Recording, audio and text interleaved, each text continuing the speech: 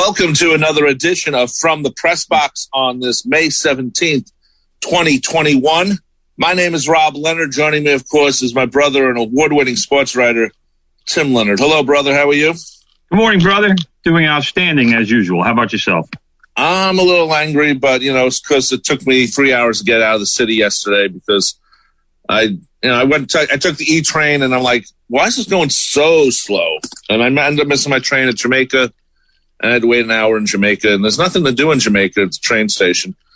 At least at the train. Maybe outside there was, but I didn't go outside. So not really, not really the place you want to go outside. It's not party central. It's But anyway, no, it is party central. That's the problem. Well, maybe, yeah, good point. But anyway. So by the time I got home, and then I had to watch TV, and I was, hey, Mission Impossible was on, Anyway, let's start off. The New York Islanders defeated the Pittsburgh Penguins in Game 1 yesterday, 4-3. Kyle Palmieri scored 2 goals, including the game winner in overtime. My prediction for the finals, brother, after this game looks very good. It's only one game, brother. Let's not get crazy. I know, but they played good, and they came back and they won. So I was very impressed with this game. I thought they only played okay. Really? Okay. Yeah. So why do you say that, brother? Because they could have been better. The defense wasn't so good.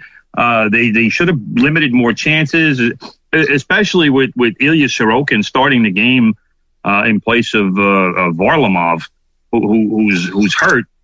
You got a rookie goalie, and they're starting his first ever playoff game. And he's going to be nervous. So you should even be more committed to playing defense in front of him so that the Penguins don't get too many good chances. But the Penguins got some chances. And, it almost cost the Islanders late. They got the go-ahead goal in the third period to take a 3-2 lead with about, I think it was 4:10 left in the game. And you figure, all right, hey, the Islanders are just going to wrap this thing up. And the Penguins scored 31 seconds later. Yeah, well, that's true. But, at least they won their first game, and because the Islanders have had I wouldn't say a rough last couple of weeks, but it wasn't as rough is a good word for it, brother.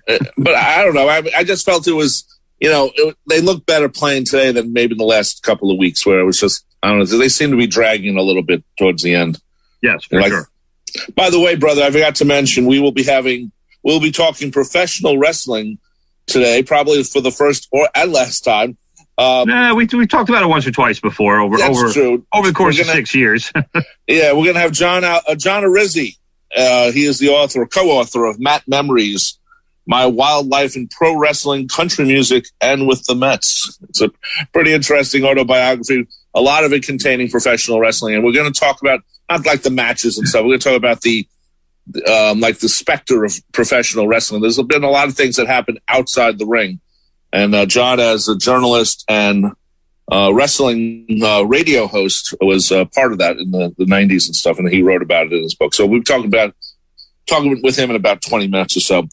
So, to me, the Islanders, they're looking good. It was nice to see them, Sunday afternoon. It's always nice to see Sunday afternoon games. A nooner, brother, a nooner. That's what the NHL does good. Sometimes their playoff games are at 12 noon. Part of it is because they're the fourth league, and they sort of have to put their games on even before baseball games start, so people, remember to watch it, I guess. Wow. Because many Islander fans, brother, as you know, are New York Met fans. It's not true. the colors. It's not the colors. The colors do match, though. They do match. I mean, someone like Tim Leonard, who's a Yankee fan, but usually proud Yankee fan. Usually Yankee fans are Ranger fans. There is a lot of that because it's tradition. And tradition, So Tim Leonard's not a Ranger fan, though he has covered them as a sports writer. Yes. I was the Rangers beat writer for apparently approximately 3 months or so.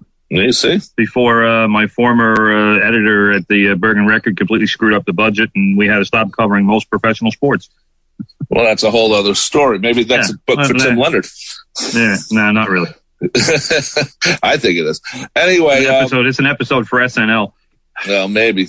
By the way, since you brought it up, I'm breaking what we were talking about. They did 30 for 30 takeoff on SNL. Yeah, Keegan. The Jordan, the Jordan Bulls one. Right. And they had Keegan playing Michael Jordan. Right. And it was funny. It was funny because if you remember in the movie, Jordan's playing throwing quarters against the wall with a security guard. Right. The guy with the crazy white hair. Yeah. So what they do is they continue it. You know, in the 30-30, I guess they showed once, but. It wasn't it wasn't 30 for 30, brother. It was a documentary called Last Dance. It was a 10 episode thing that was produced for ESPN. So I call it 30 for 30, 10 part series. Just in case anybody wants to look for it. That's true. So anyway, in SNL sketch, which was filmed, they continued it as Jordan loses the first game, but he has to come back and win because he's Michael Jordan. Right. And it was extremely funny. Kenan Thompson played Charles Barkley, which was really good. Chris Redd did Rodman, perfect. And I forgot who played Phil Jackson, but he had everything down about him. It came out of nowhere because the show was like from last year, right? But I guess Keegan said, "Hey, let's do it," and it was hilarious. I was just very impressed with it. Yeah, it really was outstanding. It was. I enjoyed that. I was laughing all the way through it. It was, especially because if people remember the security guard, he had that crazy hair, and in the end, Michael Jordan winds up winning the guy's hair. Yeah, he wants to take everything from it. He takes his clothes, he takes everything, and in the end, Michael Jordan holding up the guy's hair next to the NBA championship trophy. Yeah, it's silly. Anyway, brother, the Knicks.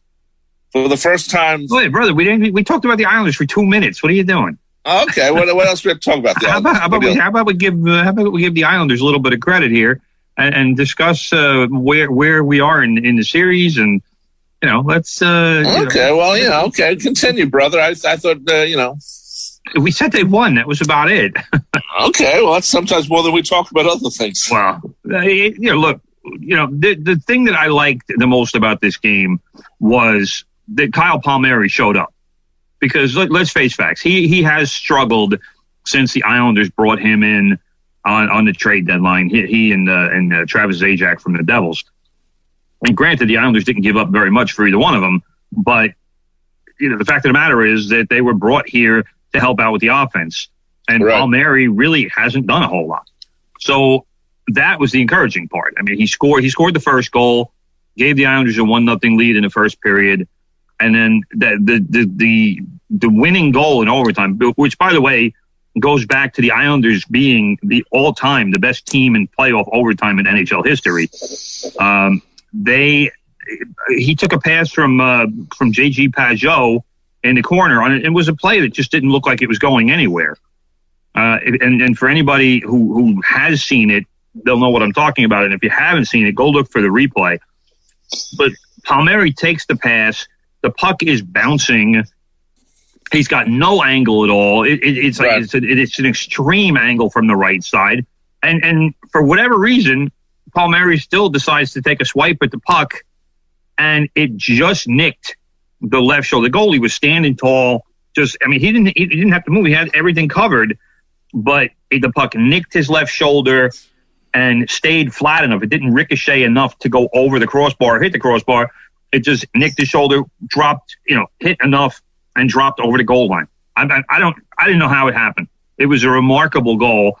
If Palmieri tells you he was trying to do that, he's lying to you, because there's no way he was trying. He was basically just trying to put the puck on goal, and then maybe you get a rebound, and maybe you cause some chaos in front. But if he says he was trying to score on that shot, like I said, he's lying, because there's no way. He literally had about a 2-inch by 2-inch space to shoot at. Right. And that's where the puck went. But I think any player will tell you if that any shot near the net they'll say, well, I was trying. It could go wide or something, but then hit off someone's skate and go in the goal.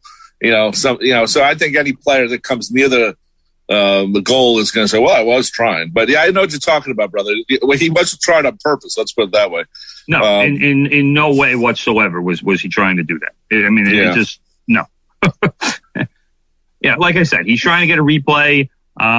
He's just trying to cause some chaos and do something.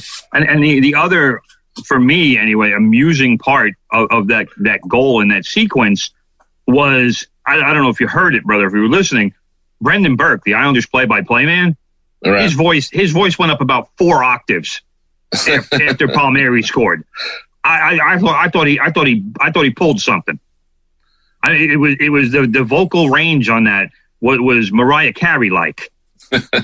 Because I'm not even going to try to do an impression of what he sounded like, but oh my God, that his voice just goes straight up and stayed there for a good 10 or 15 seconds as he was celebrating the goal and describing again what happened, and the Islanders win. But oh wow, I don't think he wants that replay played too often, but we know we're going to see it over the next couple of days anyway, until Tuesday and game 2. Yep. But hey, great win for the Islanders. Like I said, maybe they didn't play as well as they would have liked, but anytime that you can get a win, especially in game 1 on visiting, on road ice, that's a great thing. Yeah, it is. I was very impressed with that. And like I said, I was very happy about the game, even though it wasn't the perfect game. I just thought the Islanders seemed a little hungrier than the last few weeks that they've been playing. And sort of, so that's why I liked it. Was it a perfect game? No, not at all. But anytime you get a win, you take it. So, Yeah. And like you said, I mean, the last couple of weeks of the season, the Islanders, they've been lethargic. When you start losing games to the Sabres and the Devils, that's not the way you want to go into the playoffs. But that's what happened with the Islanders. So that they have themselves to blame for that, because if you don't take care of business against the dregs of the league, then you're not setting yourself up for success in the postseason. But this was a great way for them to remind themselves, hey, we got a good team here, and we can do some things if we actually play our game. Because I saw something on ESPN.com last night. One of the questions that they asked their alleged experts was, which number 4 seed will go the deepest in the playoffs? Now, 4 out of the 6 picked the Islanders, and the other 2 picked the St. Louis Blues. But one guy made the pick. He picked the Islanders with the caveat that he doesn't think any of the number 4 seeds will win their first series.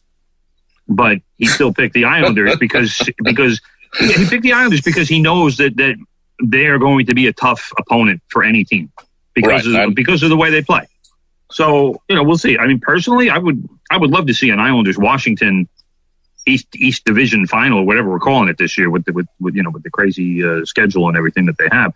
But and the Capitals did beat the Bruins in the first game in that series.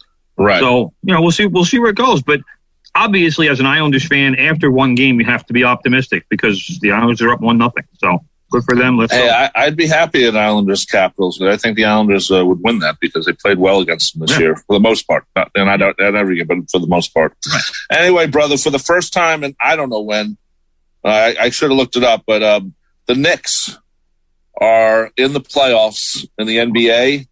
They are the 4th spot in the Eastern Conference. They won more games this year than who knows when, 41-31 this season. This is an incredible season for the Knicks, especially now that the Rangers are really in trouble. You focus on the other team at Madison Square Garden, and that would be the Knicks, because for many years the Knicks were totally overlooked with good reason, and the Rangers were doing well. The Knicks were ignored, brotro. They weren't overlooked. They were awful. By the way, just to let you know, the Knicks, the last time the Knicks were in the playoffs was 2012-13 season.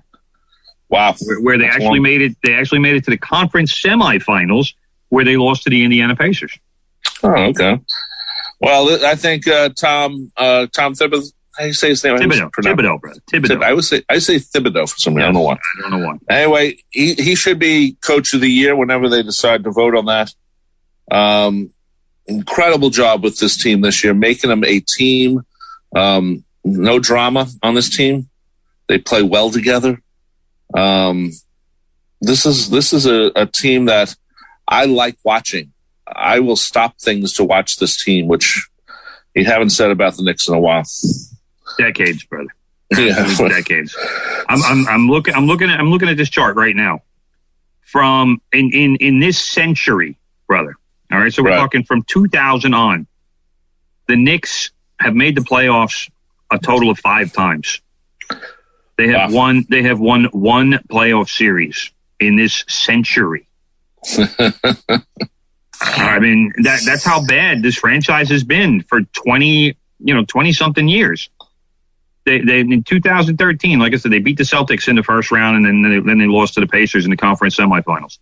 That is the only playoff series they have won in 21 years. So, and before that, late 90s and everything, the Knicks were in the playoffs every year. That was one of the great runs for a team that never won the championship. The Knicks, starting with I agree. Patrick Riley. Pat Riley, and then going to Jeff Van Gundy until Van Gundy quit with probably a good reason. But that was like a magic time for Knicks fans, right? Because they were very close, and those obviously they were the Jordan years and Olajuwon and Reggie Miller. They were never quite there.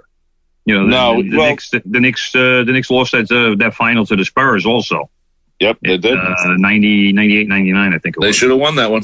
Well, no, actually, I take that back. They should have won the one against the Rockets. The Rockets. The Spurs one was, my God, an 8 seed just went to the finals. Exactly. So that was what that was about, because that was fun to watch. I remember that, but the one against the Rockets, man, that's. That one that one hurt. You're up 3-2. You need one more win to get the title, and you don't get it. That's the one that hurts. That's the one. To echo what you just said, this is a fun team. I am enjoying the Knicks for the first time in a couple of decades. Yep. The reality of this is it's called competence. And the Knicks have been a very incompetent franchise for the last 20 years. And I said this on this show when the Knicks made the hire, but Tom Thibodeau was the right guy at the right time. And he was the guy who I knew good things would happen. I didn't think they would happen this quickly. And I certainly didn't think the Knicks would be the 4th seed in the East this season. But this kind of shows how quickly doing things the right way can turn a franchise around.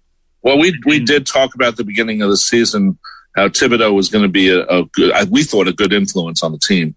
He demands accountability on defense, and that's something that the Knicks franchise hasn't had in years. Since Van Gundy.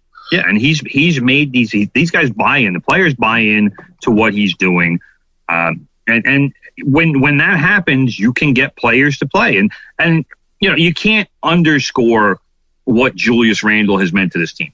And I'm still not 100% on board with him because of the player he has been throughout his career. Right. But maybe he's turned into that franchise player that that most people thought he could be when he came out of Kentucky. But he finally has started to figure it out, to use teammates to play team basketball. I'm certainly not saying he's the MVP, because he's not. But does he deserve some votes? Maybe down the ballot a little bit? Yeah, absolutely. Because without Julius Randle and his contribution this season, the Knicks are a 30-win team again. Yeah, no, I agree. It's just been a good season, and the thing about the Knicks is they've had good coaches. Down the road. They have. Not great coach. No, but besides Mike Woodson, I'm not really agreeing with you. Over the last 20 years, brother. I mean, if you want to throw the end of the Van Gundy era in there, maybe, but I'm not even counting them on that. They've had a lot of bungling idiots, and they went from Isaiah running the show to Phil Jackson running the show, with a little Donnie Walsh mixed in there. That Donnie Walsh didn't last long enough to really have any kind of an impact to be able to change anything, because Dolan got him out of there as quick as he could. So that's been those are three guys, Tim, who are they do have basketball knowledge. Maybe they didn't use it on the Knicks, but they did have have it on the, Yeah, but Isaiah was never a good executive. And Phil Jackson was a great coach, but he was a terrible president/GM. He was awful at the job. So, right. That's been the issue as far as the Knicks and what they're doing. Now they hired Thibodeau, they got a new GM. They changed the culture. And that is what they were able to do. And this season is proof of that. And it should continue going forward for as long as they let these guys actually do their jobs. Good point, brother. Anyway, we have our guest on. John Arezzi is with us. I haven't talked to John until the book came out. He has a new book out called Matt Memories, My Wild Life in Pro Wrestling, Country Music, and with the Mets, which he co-wrote with Greg Oliver. John, how you doing? Hey, good morning. How you doing, guys? Doing good. It's been a while since we talked, and we caught up because you came on Facebook. You started doing some wrestling things again on Facebook. Wrestling is something that's always calling you back. It's what was that thing in Ulysses? The woman on the rocks. That Ulysses is supposed to listen to, and then he ties himself to the thing. The sirens call, brother. Yeah, the sirens. Well, the Godfather. Just when you thought you were out, they'd pull you back in. That's kind of been my story with pro wrestling over the last decades, actually. That's true. Now, before we start, I worked with John. Tim, do you know what you were doing April 9th, 1989, Tim? I do not, brother. I was probably at, if I had to guess, I was probably at Newsday.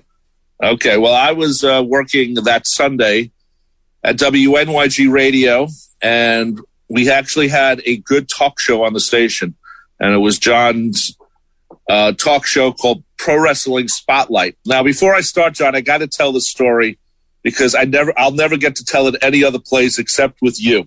Okay. Back on that week when the show was starting, I get a phone call, Tim. You'll love this. From Warren Green, the Supreme. He was the program director, and he goes, "Hey, Rob, we got a really new show, a good show coming up this week. It's called Pro Wrestling Spotlight. He knows Mrs. Hornstein, so make sure you do a good job engineering today." Well, I go, okay. So, okay. And then about 10 minutes later, I won't mention the guy's name, but I'm still friendly with him.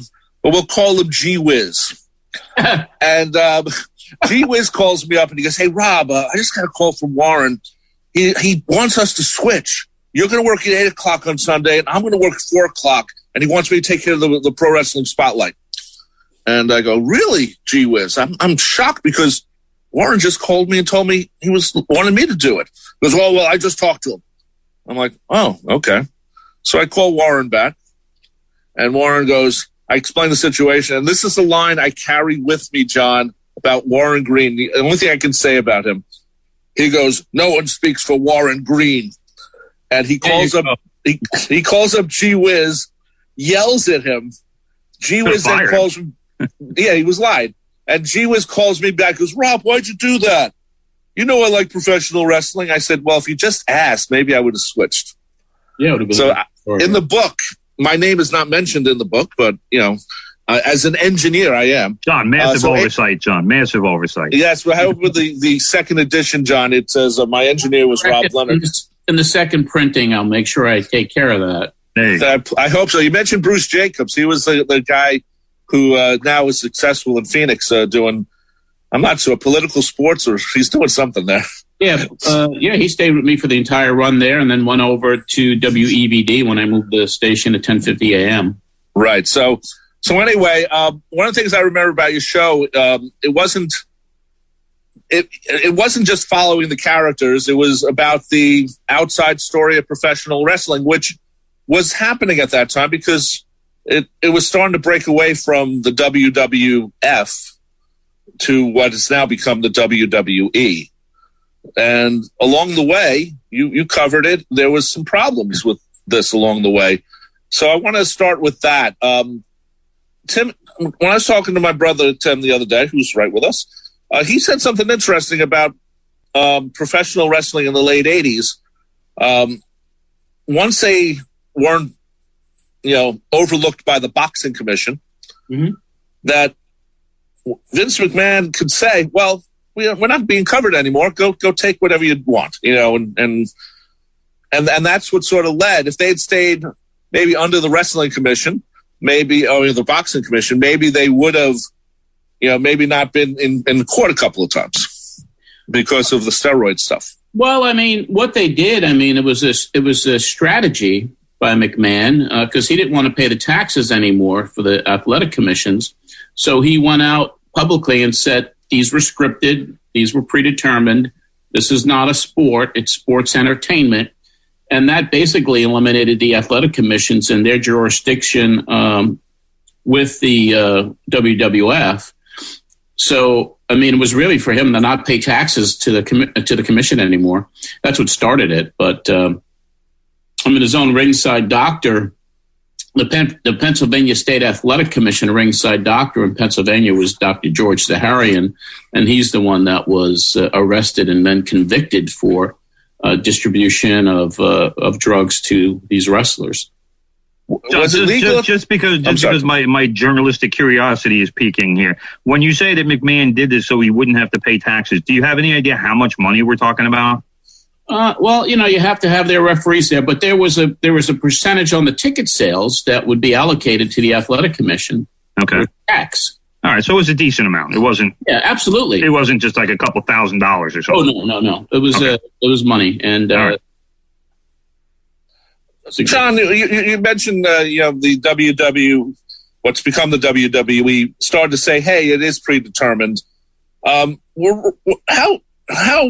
did wrestling fans react to that? Because there's still a lot of people who don't realize it is predetermined, but at the same time, there was footage I was watching to prepare for the show of Mick Foley crashing down on a table from the top of a cage, which must have been, 20, 25 feet. Yeah. And that's real. That's not fake. When you say fake about wrestling, it's really not it's really not accurate. Right. It's not fake in regard to the injuries. Guys get hurt all the time. They get hurt every That's true. But the outcomes are predetermined. The storylines are written sometimes way in advance. At least they used to be. Now it's fly by the seat of your pants, pretty much. But when wrestling and Mick going off the top of that cage in Hell in a Cell, that was one of the most daredevil things that anyone had ever done up to that point in wrestling. And he actually got thrown through the cage later on, and he had a tooth that came out through his nose, and he oh my God, he was a good old Long Island boy, Mick Foley. Yeah, he does a forward for the book, by the way, we should mention. Yeah, good man. Good man. And a Hall of Famer.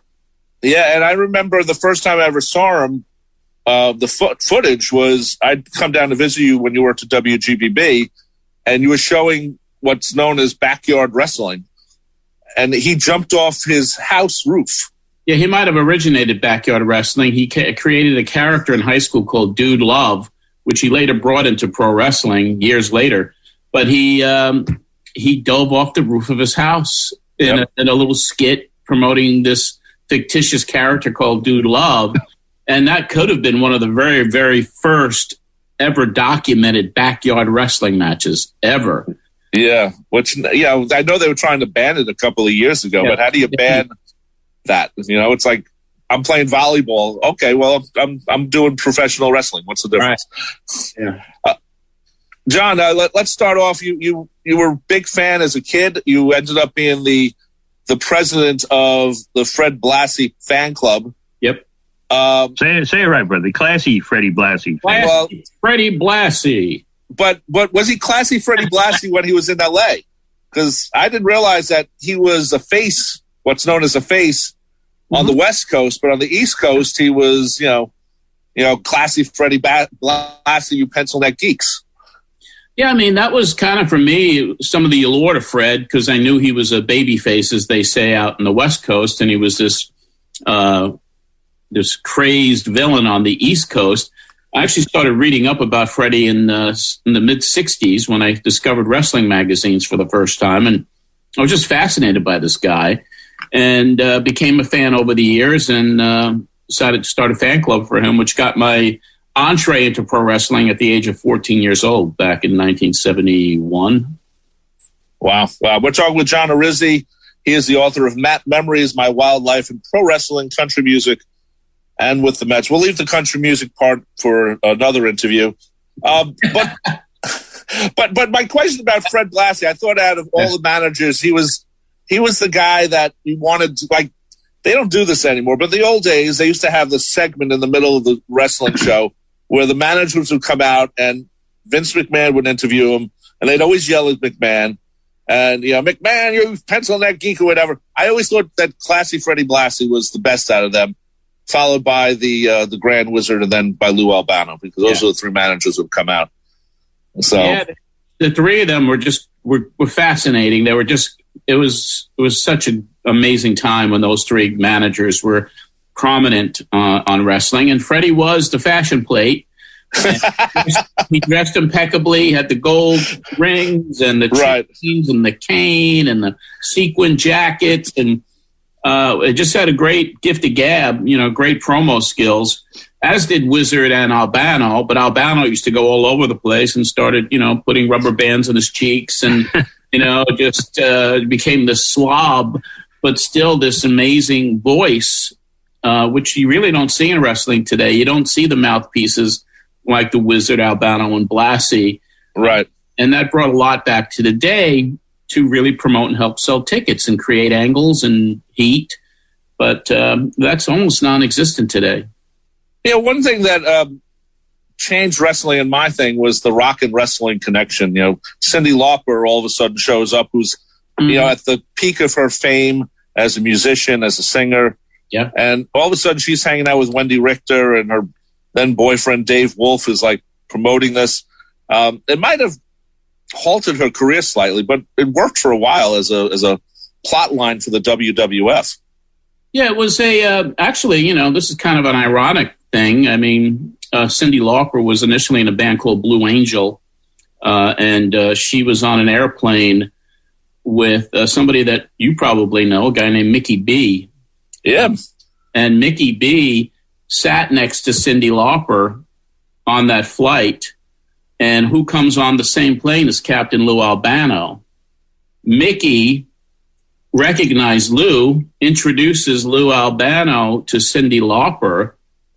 They talk, they exchange numbers, and before you know it, Cindy's in a wrestling angle, and that begins and starts really the catalyst to WrestleMania. That's true, which is what really is made, the starting point of, the riches of the McMahon family, if you think about it. Yeah, that was, he rolled the dice on that. He put it all up. He leveraged everything, but it was a success, and it's led to what's now become this entity, this public company known as the WWE. Yeah, I was looking at the stock when it was 14. I said, well, I think it's going to go down. And then it went up to like 90.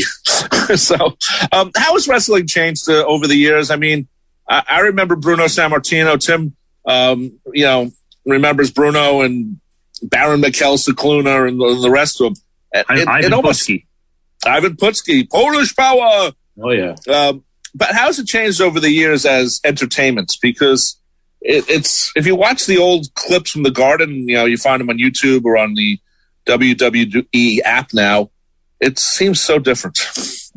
Well, now they have zombies. The most ridiculous thing ever. I mean, it just seems to get more ridiculous. And last night's foray into flesh-eating zombies to the lumberjacks at a wrestling match was, the heat that's being generated right now on the internet from that is just, unlike anything people have seen.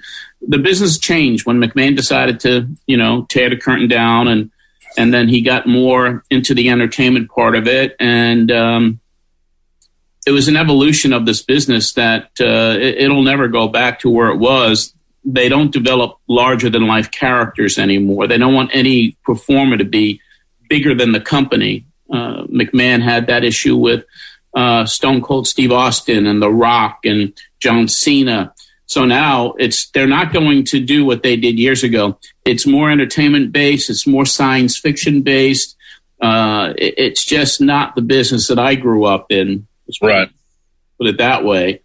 And it'll never go back to where it was. And I don't have I think it'll always be around. I think wrestling will always have a hardcore audience, but it's certainly not mainstream the way it used to be in regard to massive amounts of people watching. I mean, viewers now on a weekly basis on SmackDown, Monday Night Raw, they're always hovering about 1 million, 1.2 million. It's not like the 6 or 7 million a week that we're watching it years ago. The audience has dwindled. The product has been watered down. The guys are doing more acrobatics. There's less storyline telling. It's all fly by the seat of your pants, and everything changes week to week. It's just not the same anymore. Tim, do you remember, Tim, when you were going to write a story about King Kong Bundy? Yeah, way back. I was at Hofstra back then. We had found out that King Kong Bundy actually attended Hofstra for one semester. No kidding. So I was trying to get in touch with somebody from, I don't even remember if it was WWE or WWF back then. I mean, we're talking like 86. Mm-hmm. And they just absolutely refused to put him in touch with us. And I'm like, I'm calling from his college paper, and I mean, they just wanted nothing to do with it.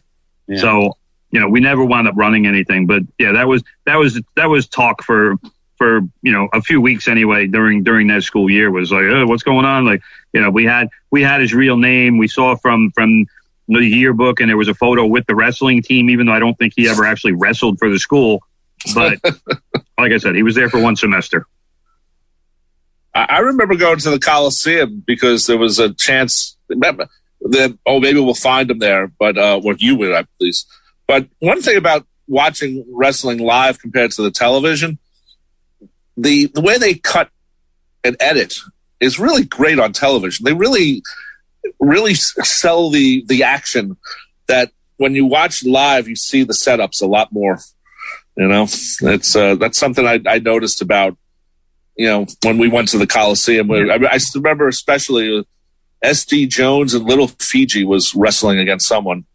And I just remember you saw it coming, like, 2 steps ahead. One thing about your book, John, you go into a lot of history of professional wrestling. And I also noticed on A&E and other places that wrestling history right now is a hot topic. Obviously, you didn't know this going in, but do you think, the WWE, which keeps track of a lot of things, heard you were writing a book and said, well, you know what? Maybe it's time to start looking at our history because they now have a history show where they have a warehouse filled with everything and they're going through it, so to speak. And then your book comes out. Now they're not connected, but at the same time, it seems to be a point right now where we're looking back at wrestling history. Well, I mean, what they're doing now is interesting in regard to the history because they hardly acknowledged history. I mean, pre-1984, it was almost like things never existed. That's true. And it's still to the point of that era before that time period. But what they're doing, I mean, I've had discussions with WWE over the last 3 years when I uncovered all of my archives. And that dates back to films I shot at Madison Square Garden as a kid on 8mm of Andre the Giant's very first match in New York City and some others that have never before been seen, 10,000 photographs that I shot as a ringside photographer. But now what they're doing is there is, this nostalgia craze. And the biography series they started on A&E and the show that directly follows it, looking for WWE Hidden Treasures. I mean, it's capitalized on the big names of the past. I mean, it's driven ratings up for A&E. It's given them the best ratings for 16 years on that series. But the Treasure show is interesting because there's a lot of scuttlebutt about a brick and mortar museum / Hall of Fame that would be opening up. And that's why they're collecting some of these archives. And there's also, some scuttlebutt about them selling the company to a NBC Universal or Disney, and then, a theme park and a museum in Florida. So they're doing it for reasons that, the timing was right for it. And the history, they have such a vast history. They never really capitalized it. Now they have a whole division looking for archives, which is really interesting to see where they're going. They should just go to your house. Well, not your house, but wherever you keep your stuff. They know what I have. I mean, right. They absolutely do. And the archives that I have, I mean, I didn't touch upon it a lot in the book, but it's certainly something that I've been in the middle of discussing. Well, 10,000 wrestling photos from that era would be incredible. I mean, it's everybody. It's, from A to Z, from Andre to Zbyszko.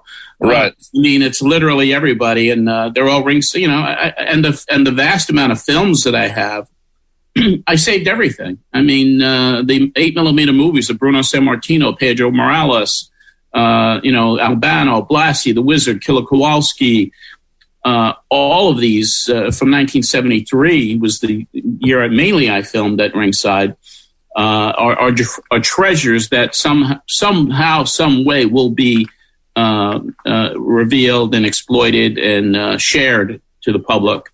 Right. We're talking with John Arezzi. He, along with Greg Oliver, are the co-authors of Matt Memories, My Wild Life in Pro Wrestling, Country Music, and with the Mets. I remember when you had Killer Kowalski on Pro Wrestling Spotlight, and I was still your engineer because I lasted until August of '89 because and they forgot to pay me. That was maybe a problem with that WNYG. Forgot. That never happened over there. No, it wasn't. It usually it was Fridays was the day you started, in the parking lot, and everyone would run to the bank. It was a race to the bank on Fridays, yeah. And you know something? The year I was there, John, I love talking radio stories, and I wish Big Ed Newlands was with us because he has a couple hundred too from WNYG. WNYG for a year had 4 banks when I was there. Each bank was closed on Saturdays. The only 4 banks on Long Island that were closed on Saturdays, so you couldn't go cash a check. You had to do it Friday when I guess they handed out the checks, and I had I had 15 checks that I hadn't cashed because I worked on Fridays. Wow! And when I finally said, "Hey, can you write me a new check?" They basically told me no, and then a lawyer friend wrote a letter, which he didn't charge me for, thankfully. And after that, I got a personal check from Mrs. Hornstein. That's how personal. I hope you cashed it the day you got it. I did. I made a copy of it. I went and made a copy and ran to the bank. That's what I did. John, you were talking about Killer Kowalski. One thing I remember about your show when he was on, he was discussing how he was a vegetarian, and he was discussing how meat goes through your body. And I just remember saying, "Oh wow, man!" It was good. And I remember the second Sounds show. Gross. It was the second show, and I hope you still have the interview because at this point I don't think it matters. But you had an interview lined up with Bruno Sammartino, and I remember you came in because you hyped it the week before, and you came in and said, "Well, we're not airing it because it might be libelous." I was wondering, first of all, if you still have that, just for memories of working with you. And is this something at this point that could be, played somewhere? Well, I mean, I eventually put that interview on, but I had to call Bruno. Right. And we had to water it down because the original was not good. I still have the original interview. Okay. I have all of those shows. I have every single one of them documented on tape, and we air those shows each and every week on my podcast, Pro Wrestling Spotlight Then and Now, pwspod.com. We go in chronological order from 1989 through the run of the show, which ended in 95. Every show is documented, and right now we're in the middle of 91. Okay. But I do have that interview with Bruno, and I had cooperation from the WWF for one show, my very first show, and and you were there. Jimmy Hart, Mouth of the South, was the guest that they provided. And then when I aired the Bruno show, they stopped cooperating with me, and that was the end of it. Yeah, one thing about your show, you would sometimes you would talk in character, but most of the time you didn't. Because it was a tightrope, right? Because there is something. I remember we had a pro wrestling show at WHPC for a while. Pete Caterina hosted it. And before, when a lot of the guys were coming out with books a few years ago, he would say, "Do you want to talk in character or do you want to talk as you?" And I thought that was kind of an interesting, angle that, if you want to talk to, let's say Freddie Blassie, you want him in character, but at the same time, the stories aren't in character, so. Yeah. It was always a fine line with the performers. I mean, my show eventually morphed into this insider breaking story show, and it was a place where guys would come on for the first time because they didn't have the outlet previously to actually talk about the inside of the business. But there were still some that wanted to remain in that character and didn't want to break what they say kayfabe is to reveal the inner workings of the business. But it was a fine line, and anyone who ever wanted to remain in character on the show, I welcomed it. I mean, Mick Foley, Cactus Jack, I mean, he developed his whole promo skill style by appearing on Pro Wrestling Spotlight and developing that Cactus Jack persona by practicing his promos on it, and they were in character. But then again, he'd come on and sometimes talk about the inside of the business. It was a really interesting formatted show. Right. Now let's talk about the second thing, the second court case that involved Vince McMahon. The first one you mentioned before, distribution of steroids. The second one, McMahon didn't get he wasn't sent to jail, basically. His own federal indictment. His own federal, which was on Long Island. It happened on Long Island. Uniondale, right. Well, I mean, he was arrested. He was charged, but he was acquitted. There are a lot of reasons for the acquittal. I mean, when you're kind of the king of the castle and you rule the roost and are the only real money-making outlet for performers to make money in the wrestling business, you don't want to really go against the guy that writes the checks. So a lot of guys were not actually transparent on the stand. But there were other mistakes that the government made in jurisdiction issues, and so I mean he got acquitted, and it was a scary time for him. And he's always been what I would call Teflon, because he is this massive, powerful man that people don't go against. Well, he if you want to find some good footage, you were also on Donahue during that time.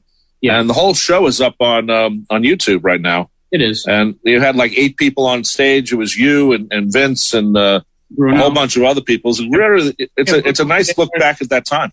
Superstar Billy Graham was on that panel. It was an ugly time in wrestling. I mean, with the allegations of the sexual stuff that was going on and the harassment. And then there was the unfortunate situation with underage kids getting abused. It was just a horrible time for the business and for pro wrestling, and just thankfully that that part of the business was cleaned up. Yeah, and you mentioned you sort of have a story about the underage boys from a personal angle, which we'll let people read about it in the book.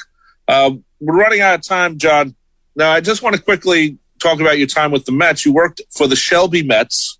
Mm-hmm. And I have a question. The Major League Baseball is reducing the minor league baseball teams. They went from 160 to 120 or something that they support.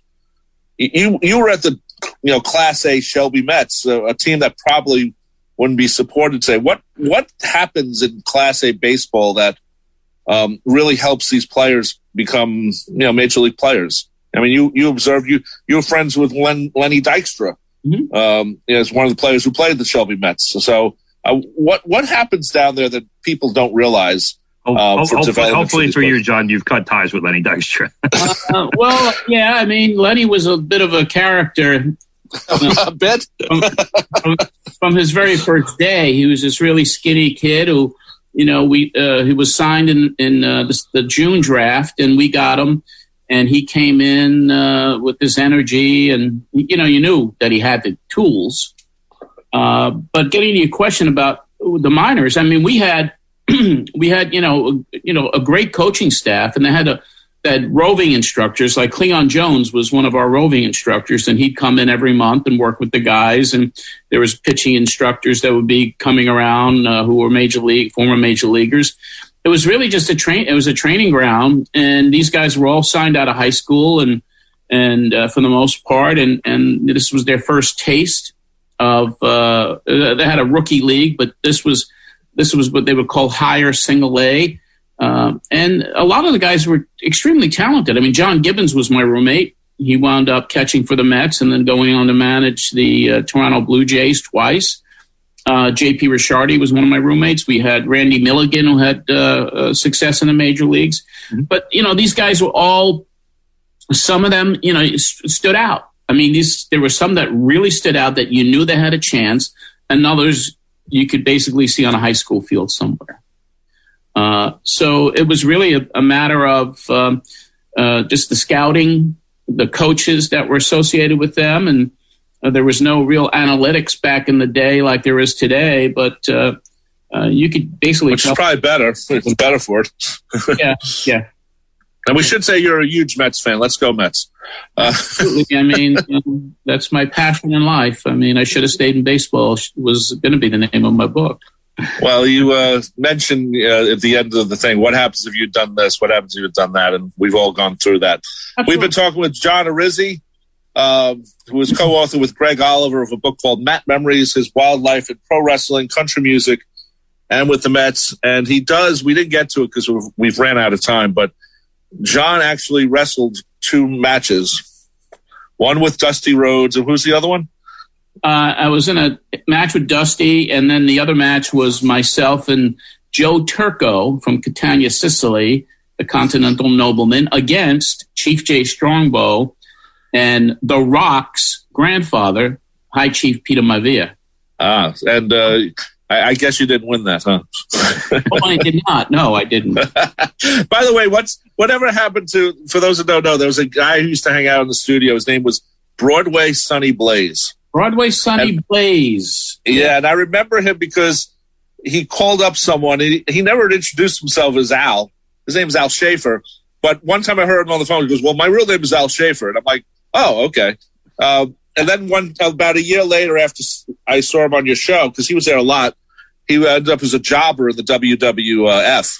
Yeah, he did many jobs in the WWF, and so years of jobs. But Al is I haven't spoke to him in almost 30 years now. Okay, but he lives in Florida, and he runs a vape shop. Okay, well, okay, good job in Florida. And hopefully they sell cannolis. John, thanks for joining us. What's the website for the listening to the old shows? You could go to pwspod.com, Pro Wrestling Spotlight Then and Now, and Matt Memories can be purchased anywhere you buy your books.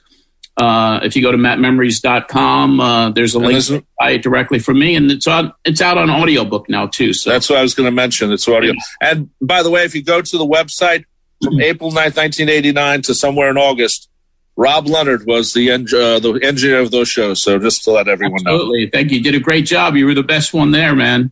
Well, you mentioned that. You didn't remember my name. You were talking to Brian, what's his name, List or Last? Brian Last. Well, Brian Last. And the second show or the third show, I was listening to it a couple of weeks ago, and it went over the 7 o'clock hour. And you were saying, I don't know who taped it because our tapes were only 60 minutes each, 2 tapes, and there was no more time. And I remember when you said that, running around the station looking for a cassette. Of course, WNYG did not have one tape around, and I finally took one, and I said, okay, we'll get the end of the show on this.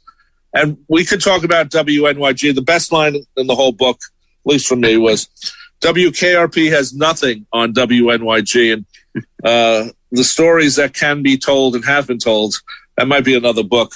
John, I appreciate you coming on. I hope you do another book. You know what I would love you to do as a book? Go through the history of some of the great matches and then give your opinions on them. Because you know the inside stories, and you also know how to write about it as entertainment.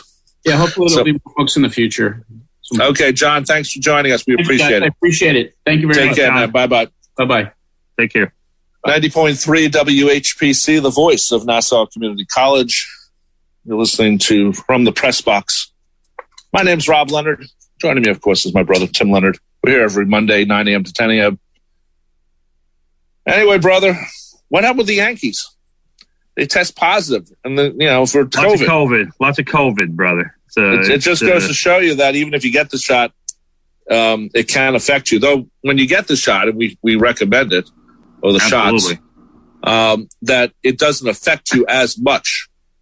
You might not need You can still catch COVID, but you won't wind up in the hospital or dead if you have the vaccine. Yeah, that's basically it. You don't need to ventilate. Some people, for whatever reason, think that you can't get COVID if you get the shots, and that's not true. You just, like I said, you just won't die. So, I think avoiding death is actually a good idea. I think so too, brother. I try to do it as much as possible. I agree with you. As a matter of fact, my second shot is tomorrow at the college. So good job, brother. Good job. I forget what time I'm going down there. Well, don't worry about it. We'll talk about it later.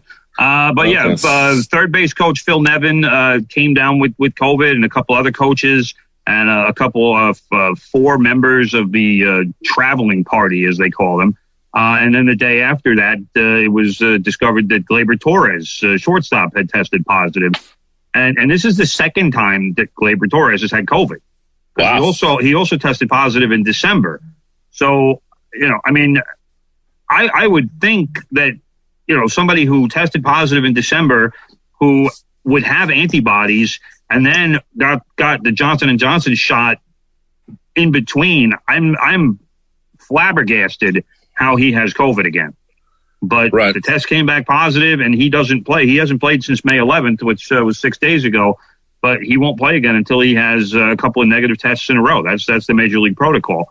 Right. So, the Yankees are doing without him right now.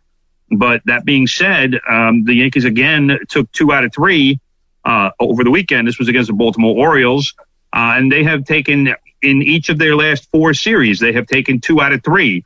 That's from the Astros, Nationals, Tampa Bay, and the Orioles. And before that was a sweep over the Tigers. So the Yankees are 11-4 in their last 15 games. So they're playing well. They're playing very well. And, for all those who are jumping on the bandwagon to destroy the Yankees, I might have been on that bandwagon. Yes, don't you feel silly about that, brother? Don't you feel silly about that? Well, silly is the wrong word, brother. No, it's 100% the right word. And we should say the Mets are on a 7-game winning streak. They were, brother. They were. They just lost 3. The wheels came off the 7-game winning streak with 3 losses in a row to the Tampa Bay Rays. It's gotten so bad in Mets land that Mets owner Steve Cohen took to Twitter on Sunday asking the fans to be patient while the team deals with some injuries, because besides Jacob deGrom missing a start with what was termed a tight right side, the Mets are kind of banged up. Brandon Nimmo and J.D. Davis are on the 10-day IL, and Michael Conforto and Jeff McNeil are day-to-day, what they're calling day-to-day, with hamstring injuries, and are getting MRIs done. So, that's between Nimmo, Conforto, and McNeil. That's like 3/5 of your top 5 in the lineup. Yeah, it is. But I wish I'm sorry, Steve, brother. I wish Uncle Stevie would say off Twitter. I'd rather him come on a talk show, maybe like ours or something. Yeah. Steve Cohen, or even if you have to go on press box. Yeah, whatever. But I really think going on Twitter, then it sets him up to be, get all those cheap shots that people on Twitter like to do. Well, I mean, all he said was, he said, and I'll quote here, he said, we are banged up here. It's going to be a tough stretch here. We will get through this. Keep the faith. And one thing I've noticed on Steve Cohen's tweets is he likes to use that term, keep the faith.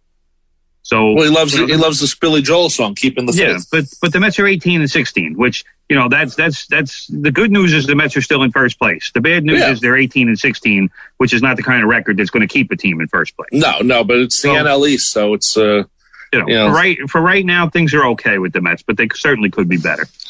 Anyway, brother, thanks for the great show. Thanks to John Arezzi for joining us. He is the author or co-author of Matt Memories, My Wild Life in Pro Wrestling, Country Music, and with the Mets. And speaking of a guy who worked at WNYG, like myself and John, Big Ed Newland's coming up next with the Good Gold Show. Take care. Thanks to Sean Novak for keeping us on the air. We'll talk to you next time. Bye-bye.